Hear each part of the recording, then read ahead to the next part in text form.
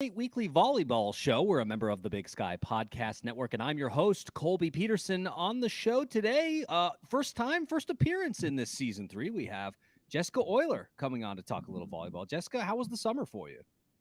It was pretty exciting. Clearly, getting into the fall was a little bumpier than I thought it would be, but I should be here from here on out. So Yeah, great. excited to I be here. know, new promotion, working on some cool stuff we saw on campus, lots of retreats. So glad to Yep. see kind of what gets rolled out for student success. It seems like a lot of things already in motion. Yep. Pretty dang excited about this gig. Yeah, it's going to be great. All right, so let's talk a little bit about today's show. We have a player interview for the Wildcat fans. We're going to be interviewing sophomore middle blocker Baylee Bodily. She just fresh off of her all-tournament team honors down at UNLV last weekend. So we'll talk a little bit about that and a little bit about her, her journey to Weber State and what she's been able to do since. Then we're going to break down some of the matches from this last weekend. We'll be talking about the match against UNLV, against St. John's, and of course, against the Hurricanes, Miami, Florida. But before we get into all that, I want to encourage everybody to subscribe to the show, whether that's on Apple Podcasts, Spotify, Stitcher, all good places to find Weber State Weekly. You can also find us on social media. We're on Instagram, Facebook, and Twitter. Twitter, one of the best places to interact with us, especially on game days. I was a little bit torn this last week because we had football going on Thursday night, and then we also had volleyball going on at the same time, and I was really interested to see how that UNLV match was going to go, and so sometimes it's tough for the Weber State Weekly folks. But yeah, follow us on those social media platforms, and we'd be glad to chat with you and interact there. And then also go, of course, Patreon. You go to patreon.com/Weber State Weekly. Support the work that we're trying to do. Increase the amount of coverage we're able to provide to you. So, all right, fast intro today, Jessica. Nice and easy. So now let's bring in our player interview. We're gonna be chatting with sophomore middle blocker Baylee Bodily. Baylee, thanks so much for taking some time to chat with us here on Weber State Weekly. How was the trip back from Vegas? It was good. It was a good weekend. We learned a lot from the tournament at UNLV. Yeah, and that's the thing that I think we were talking about in our group chat among Weber State Weekly. The folks that are on the show was that mostly like really interested to see how the team plays against this, some pretty good competition. UNLV, of course, like we said last week, a team that ended up winning the NIVC last year, which is the tournament that the Wildcats fell in the quarters to UTEP. But yeah, I mean, competitive match. But let's before we talk about this weekend, let's start at the beginning. So you are a graduate of Corner Canyon High School, just like Emma Mangum. You're co-person on the front there. And Yep, so that's right. yeah, so I wanted to ask, I mean, I looked at some of your high school stats, which wasn't very long ago for you. You had your freshman year at Weber State last year, now in the beginning of your sophomore season, so it wasn't that long ago. But on that team, you led in kills and blocks. So talk to us about, kind of the work and the coaching that led to that final season, because it seems like you had a lot of success and got a few accolades as well, including a full ride scholarship at Weber State University. Yeah, no, Corner Canyon, it was a fun school to be a part of. I had great coaches. Mindy Wilder was my head high school coach on the volleyball team. There was a lot of seniors that were played with me my senior year, and we were super tight-knit group. We did stuff together outside of volleyball, but I think that's what helped us be so, good, I guess. But yeah, I grew up playing volleyball. I think I started when I was 9 years old. Have been playing club all since, and yeah, Mindy Wilder helped me. She's a great coach, and all my club coaches. But yeah, as you said, Emma Mangum, we played together in high school. I was a freshman when she was a senior, and now we get to play again. So yeah, it's awesome. Yeah, I was going to ask. So, was Mindy also the coach when Emma was there? I mean, she's been a longtime coach for. I mean, Corner Canyon hasn't been around that long, but has Yeah. been the coach there for a while. Yes. Yeah. Me. Got it. Yeah. Me and Emma were there together with Mindy Wilder. Amazing. Jessica, questions for Baylee Bodily, fresh off of a good weekend down in Vegas. Yeah, for sure. So, I mean, just talking about what led you here to Weber State. So, Emma is here, so I'm certain that had some sort of factor. But when we watch you on the court. It seems like you and Jeremiah have a really good relationship. So can you tell us just a little bit about your recruiting journey and why you ended up choosing Weber? Yeah. I've learned so much from Maya. And it's super easy to play hard and compete for a coach that you respect and want to win for. He is super competitive, and so am I. And so I respond super well to his coaching style.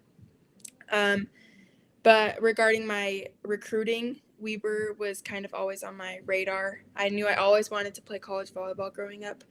And yeah, Weber was always on my radar. What really drew me to Weber was the coaching style, was Maya. I talked to him a lot before committing here, and he was awesome. And I also love being close to the mountains. Living close to the mountains is super awesome, and not too far away from home. Weber's like 45 minutes from where I grew up. But yeah, it's been a perfect fit for me and a big blessing. So yeah. Awesome. Yeah, and so you talked about, Maya's coaching style, and that's something that really resonates with you, Baylee. But also, I mean, it seems like there's also like some good times off the court as well. Like, I mean, a recent challenge, in an Instagram reel where you and Maya had the arm wrestling competition. Did not go your way though. I was rooting for you. I want you to know that. I know. I let so many people down. Dang it. No. It was fun. That's okay, because you know what? Sophomore year, plenty of time spent in the gym. I gotta get working out again, so I can get tough to beat him. Yeah, we're ready for the rematch. Plenty of time for the rematch, so don't feel bad at all. So funny. But yeah, so like you said, I mean, the coaching staff, we've heard that a lot from a lot of the players that we've interviewed about the volleyball program, that the coaching staff really is the defining reason why they've come to Weber State. We learned a lot from Sonny Katoa last week about how Maya and Matt and now Sammy, the new assistant coach who we interviewed just a couple of weeks ago, how they coach and how there's just so much subtlety and just the intensity, but that it breeds success on the court. I mean, and we saw, that last season, obviously, and we're starting to see it this season with a pretty young team, I'd have to say. And so I want to talk a little bit about last season. I mean, you stepped up during a pretty critical time at middle blocker. I mean, we were a little bit thin in that position. The Wildcats had some injuries there. Really big opportunity for you to step up and play that position. And I think you did a really good job. I mean, you got asked to play with some seniors with a lot of experience and sort of insert yourself into a lineup that had, played together a lot. And so I kind of want to ask you a little bit about that. Like, how do you prepare for that challenge of playing with a group that has a lot of reps together, a lot of time on the court together, and now they're saying, okay, Baylee, you're gonna play in the middle, and you're gonna team up with these two on the outside. Like, talk to us about that and kind of how that experience went. Like, did you learn a lot? Like, what was it like? Yeah, you're right. The senior class last year was super strong. They were tough and competitive and fierce. And at first, to be honest, it was a pretty huge jump from high school and club to college. But luckily, my teammates and the seniors were super encouraging and led by example of what it looked like. I didn't know if I was going to play, but I was grateful that I was able to try and fill the spot. And luckily, I had a ton of support from the coaches and the players. And yeah, I did learn a lot from all the girls, and they left some pretty big shoes to fill, but it was good overall. A great experience. Yeah. Well, and I can remember when you first started playing last year and coming in, I'm like, oh my gosh, for a freshman, you did just truly incredible. Like, by the time we were toward the end of the season, you were just a critical player on the team overall. And I guess my question would be, how do you prep to get in that headspace, recognizing that jump from high school to college is quite a big one, but you seem to make that transition pretty dang quick. And I know, coaching staff has a lot to do with that, but personally, you've got to kind of self-talk yourself into it. How do you get ready for that? No, for sure. Yeah, the coaches did help me a lot. I was in their office a lot trying to figure it out. But yeah, I mean, a lot of it was just like my will to wanting to compete and get better every day at practice. And I think just but at the end of the day, I just got to play because of my competitiveness and will to all of that. Yeah, that's so awesome. So just talking a little bit more about last season. So we fell short in the championship game, and then we got to play in the NIVC though, and that was pretty exciting to travel out to Texas. What did you learn in postseason volleyball that will help you in the future, do you think? Playing in a postseason tournament was super. I learned a lot. I think that just the opportunity to play in a postseason tournament was awesome, just because a lot of players, their season is done after their conference tournament. So for us, just the opportunity to play when a lot of teams weren't playing was just awesome. But yeah, the NIVC tournament was super fun and cool to be a part of. But I just followed the example of the older players who had already been in that position. The previous year, they went to the NCAA tournament. So they had been there before, and they just helped me through it. And I think that the NIVC will help us better prepare for future postseason tournaments. Awesome.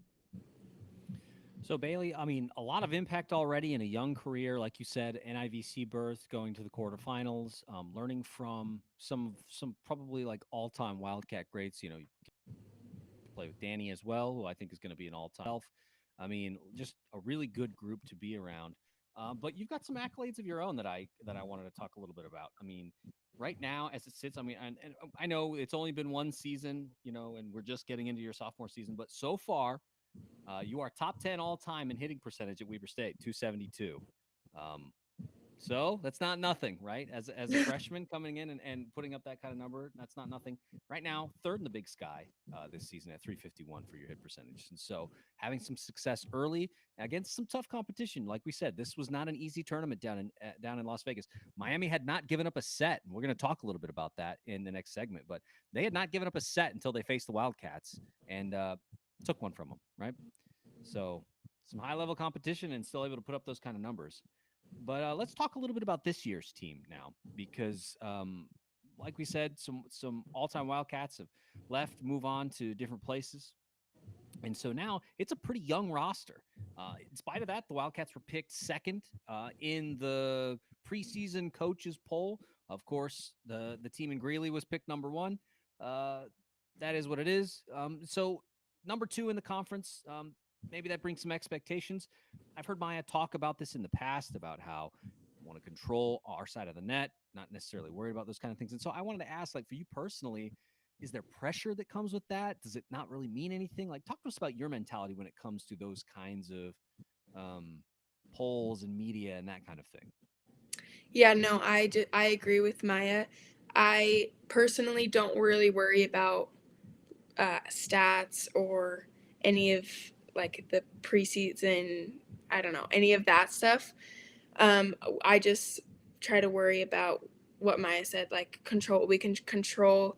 We put a big emphasis on getting better every day and working hard every day, and then it'll pay off hopefully. But like you said, we are pretty young this year. We have a young freshman class, but they are super tough and physical, and they add a lot to our team. And so despite the number two or whatever, I think we'll be just fine. Yeah, I mean, it looks that way so far. Jessica, I'm going to give you the honors of the last question in the rundown. Then I have the secret question from Instagram that we're going to ask Baylee. Awesome. Love it so much. So you were named to the AllTournament Team this weekend in Las Vegas, which is pretty dang awesome and a way to start out the season, alongside, big names from power schools like Miami. So what was it about this weekend that had you playing at your best? I just try to go in there and do my job and do the best I can every play for my teammates. But I just felt like I left it all out there, put my all in it, and I didn't hold back. But yeah, I just played for my teammates and for my coaches, and yeah, paid off. Awesome. Congratulations. Thank you. Yeah, like Jessica said, congratulations on that because there were some big names. Miami is a pretty close to being a top 25 team. They may well crack the top 25 this season, and so you're up there with folks on their team. I think it says a lot to your performance this weekend, and also we should note the only Wildcat to make that the all tournament team. So, all right, now it's time for the secret question that I've alluded to, and I've built this up a little bit, haven't I? Yeah. So we put it out there. We sort of let people know that we were going to be talking to you on social media this morning, saying, "Hey, we're talking to Baylee Bodily tonight. What question, in?" So we got this one from Instagram, and like I said, it's from somebody that you know pretty well. And so they said, "Ask her this," and I'm like, "Okay, you got it, no problem." So the question was, "Who is your favorite Jada with a Y?" Who's my favorite J with a Y? Jada with a Y. Oh, Jada Tupea, right? Yeah. She's my roommate. She's your roommate. My roommate. Yeah. Love her. She's awesome. Yeah. So Jada, so that was it, right? Like Jada messaged us and was like, "Hey, make sure you ask her who her favorite Jada with a Y is." Like, totally. We're doing that. That's sweet.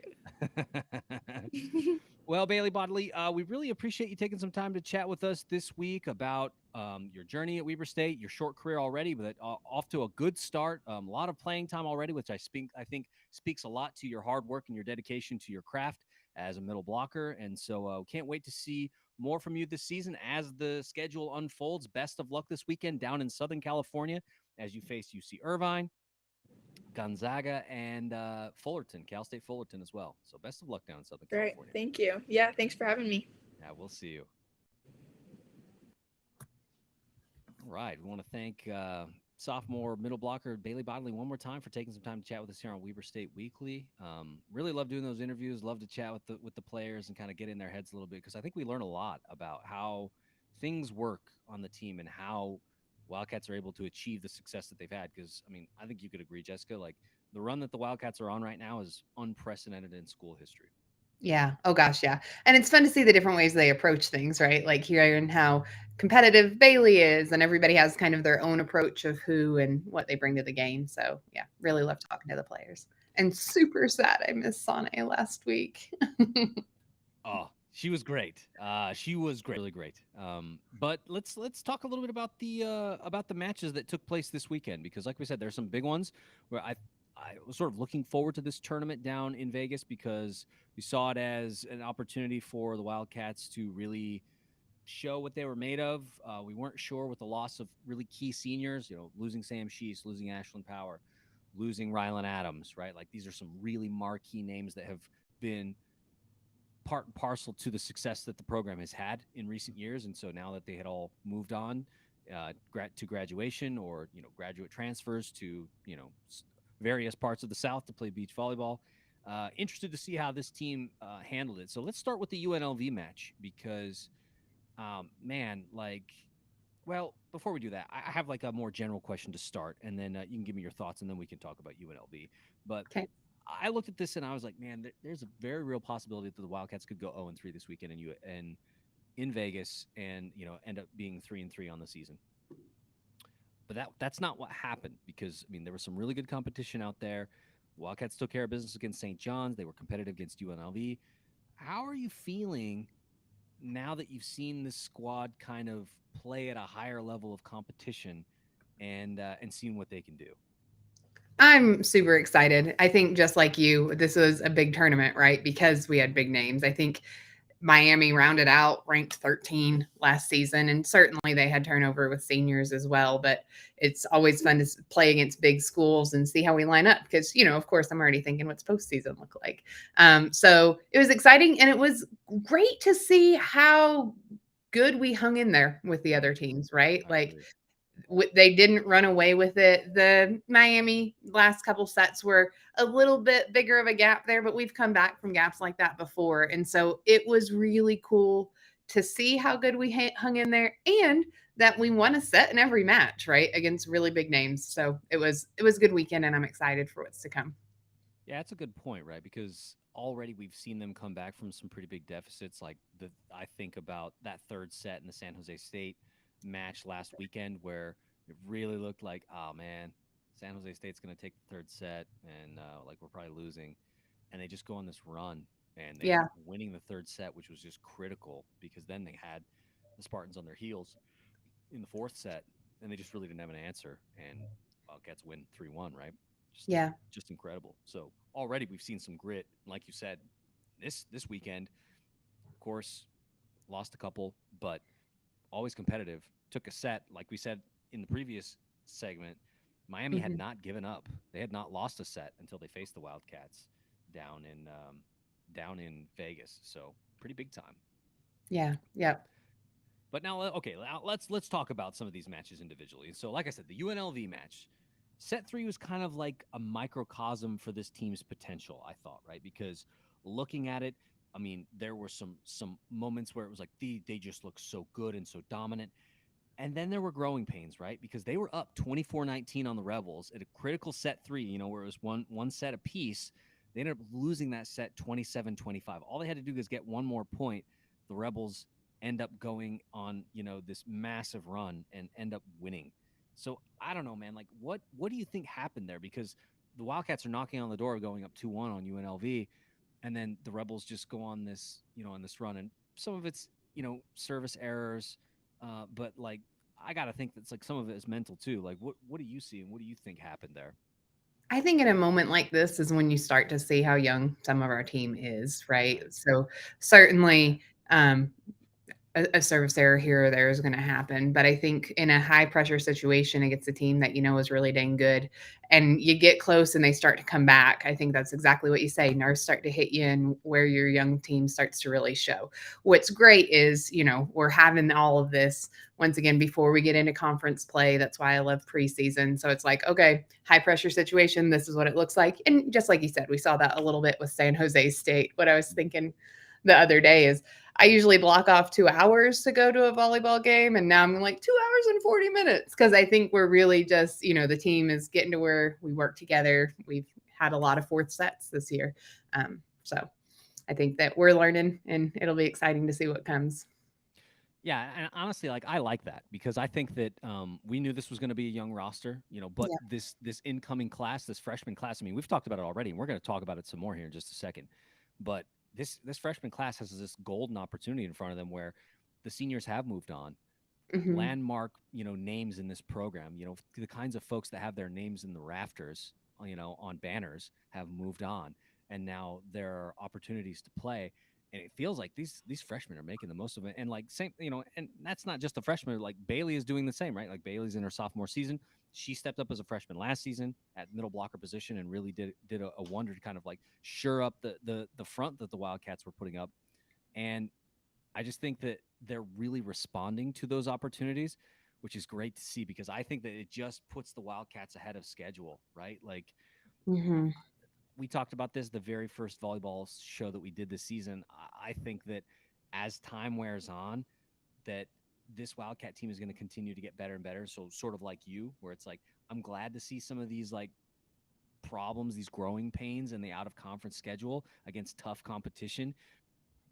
Because if you can learn from those early, you can later, and when the match is tight, you can go on and you can win because you've done it, right? You know what it takes, and man, Yeah. like I just think that like when we face the Northern Colorados and the Montana States and the like whoever else, like the Portland States of the conference, there's going to be really big opportunities to draw on that knowledge that you learned, dropping a match to UNLV or overcoming a really big obstacle against San Jose State. And I just think, man, like this is such a good opportunity for this freshman.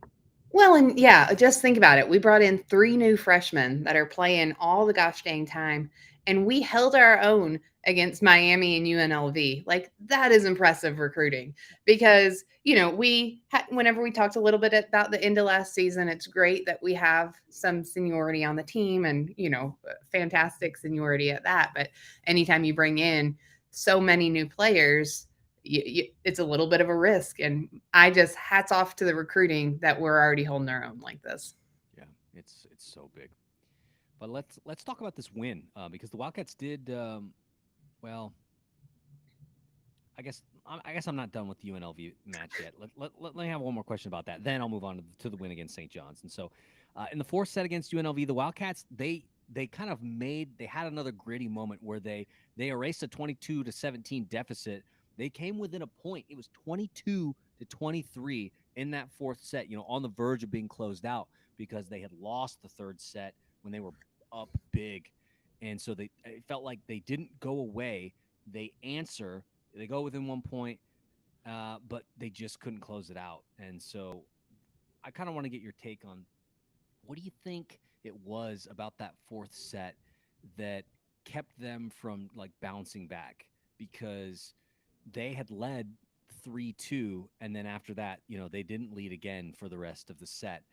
It was competitive and it was close. They got down pretty big, but then they made runs to get back up, but they just couldn't get over the hump. And I wondered, like, what was the difference? Because in the third set, they had gone on some pretty big runs, and they were on the verge of winning. Yeah, I mean, I think part of it is tired, right? That's a long game by the time you get to that point. I think another thing is you just start when you get so close at the end there, like it's anybody's match and we lost on a service error, right? Yep. So and I think that's where nerves come into play. Like Charlie is a fantastic server and we've seen her repeatedly do it. But when you get tired and you get nerves and you're sitting there at that final point, I think that just comes into play. And so I think this is one where we'll continue to see growth because by all means, it wasn't a bad game by any sense of the imagination, right? But I think when you play that long and you're still learning, it's not entirely surprising, right? Yeah. Well, and like Baylee said in the last segment, right? Like it's a jump to go from high school and club to the D1 level, especially against a competition like this. Right. Competitions Yep. that are winning the NIVC, going to the NCAA tournament, like you said. Miami ended up, what'd you say, 13 at the end of the season last year? Well, and UNLV ended up high too. I think they were like 30 something, right? So Yeah. still not bad by any means. No, and we talked about this as the Wildcats were making their way through the NIVC that we're sort of watching potential competition should they make their way through UTEP, which unfortunately they didn't. But Yeah. UNLV just mowed through. I can't remember who they played, but they just mowed them down, and it was just like, oh dang, like they are a machine over there. Like it was like they're waiting, they are waiting. So good to see that level of competitiveness against a team that and a program that has had some success in recent years. Yeah. Yep. For sure. So let's talk about. We talked a lot about the UNLV match. Let's talk a little bit about the St. John's game because I think that of the three matches, this was going to be the most winnable. Right? That like UNLV, we knew we were going to be tough. We knew Miami was going to be tough. That was probably going to be the toughest match of the weekend. And man, once again, like we said, we're going to talk about the freshman, and we're going to talk about him here. We're going to talk about Ashley Knighting. She led all players in that match with 16 kills. I kind of wanted to see, like, do you feel like she's just taking advantage of the opportunity because she's gotten subbed in on some big opportunities, right? Like last weekend against the weekend before when the Wildcats were playing their own tournament at Club Swenson, she got opportunities, and I think she was the one that sealed the deal against San Jose State. She had the match winning kill. Man, like how high is that ceiling? You know what I mean? Because already she's stepping up to some pretty big moments.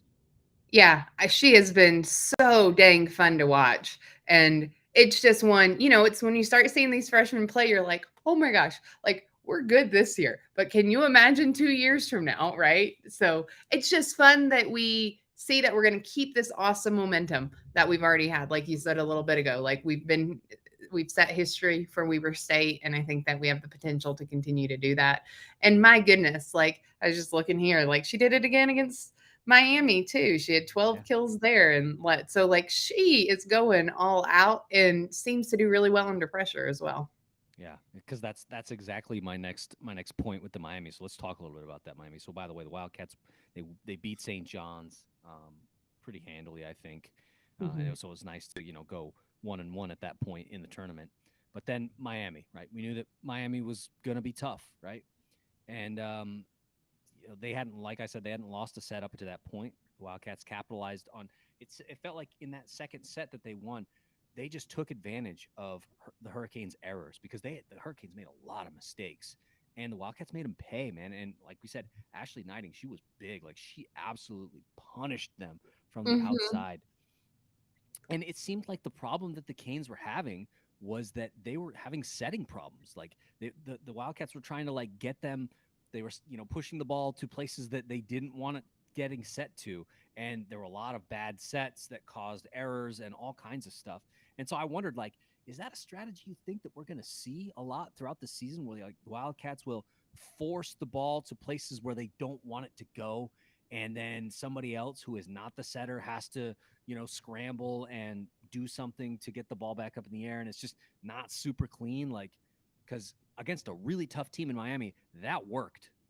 Yeah, gosh, I haven't thought about that as a strategy, but I sure hope that's what it is.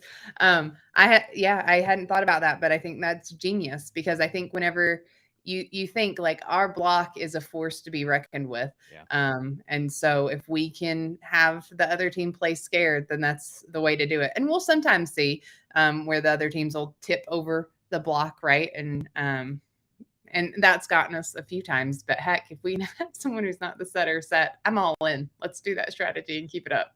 Yeah. And if it works against Miami, for heaven's sakes. Yeah, and that's the thing, right? Is like I looked through that. It's like what worked for the Wildcats in that second Yeah. set? Because like I said, we couldn't watch it. That match was not televised, so the best we had was going through the box score.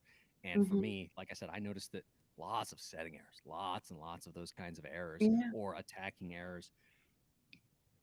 And so I look at that and go like, wow, yeah, like this is them not getting the ball where they want it to be and trying to make the most of it, and the Wildcats being ready on the other side, and it just doesn't happen for them. But a good point on the block, right? Because I think that the block got more athletic. I mean, we Hmm. saw last weekend. I mean, we talked about Bailey's hit percentage already as a Wildcat, 272.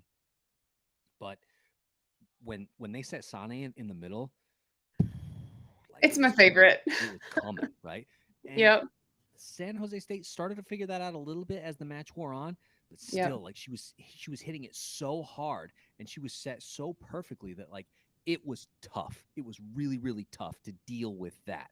And so I think the block got more athletic and like man, and they also maybe got a little bit better in terms of how they run the offense through them Yeah. because just so many weapons up front now, not just on the outsides, but and Right. plus all the magic that happens out of the back row too, right? Like Yeah. we loved Rylan out of the back row last season. We're seeing Danny do some of that stuff out of the back row this season, and so it's just like man, um, we're seeing the beginnings, I think, of something that could be really really special. And I'm with you. I'm excited to see how this translate Hmm. to Big Sky play because there's a tough one right out of the gate in when conference play starts, and we'll talk about that here in a second. But final thoughts on this weekend, Jessica, before we wrap up this segment. I think it was exciting to see that we held our own. So I'm looking forward to this weekend for sure. Yeah, Or this absolutely. week. Okay, well let's talk a little bit about the upcoming schedule. So, like we noted in the interview with Bailey, Wildcats will be taking the trip down to Southern California. It's like a mix tournament. It's like part UC Irvine, part Cal State Fullerton, which they're not super far away from each other, both Yeah. in Orange County.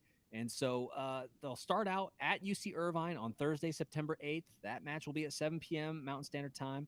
I think that one's going to be televised. I think that we're going to be able to watch it. I don't know what conference Irvine is in. They might be like Big West or something like that.